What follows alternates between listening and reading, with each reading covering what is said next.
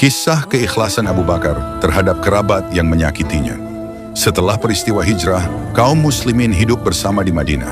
Namun ketika fitnah terbesar menimpa keluarga Rasulullah, Abu Bakar As-Siddiq mengalami luka hati yang sangat dalam. Putrinya, Aisyah radhiyallahu anha, istri tercinta Nabi, dituduh berzina oleh sebagian orang munafik. Tuduhan itu menyebar ke penjuru kota. Sebagian kaum muslimin yang lemah imannya ikut-ikutan menyebarkan kabar itu.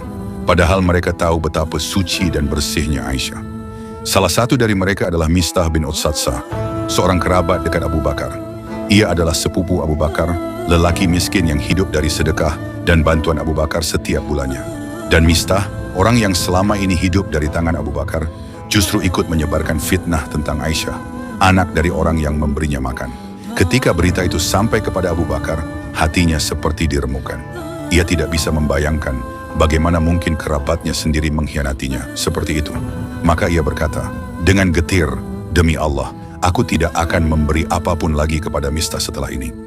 Lalu Allah menurunkan ayat dalam Al-Quran, bukan kepada Abu Bakar secara langsung, tapi untuk semua hati yang sedang terluka. Dan janganlah orang-orang yang memiliki keutamaan dan kelapangan di antara kalian bersumpah untuk tidak memberi kepada kerabat, orang miskin, dan orang-orang yang berhijrah di jalan Allah. Hendaklah mereka memaafkan dan berlapang dada. Apakah kalian tidak ingin Allah mengampuni kalian? Surah An-Nur, ayat ke-82.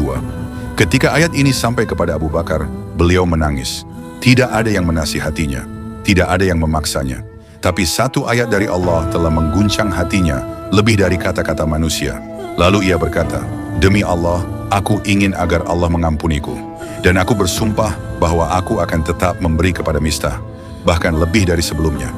Ia tidak hanya memaafkan, ia melipat gandakan bantuannya. Ia tidak meminta maaf dari Mistah.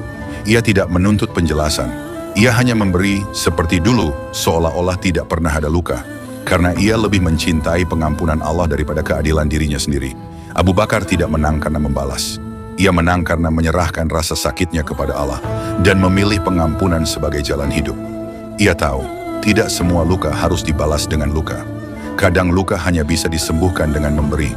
Ia tahu, Allah akan mengganti setiap air mata, asal ia sabar dan tidak mencabut niat baiknya.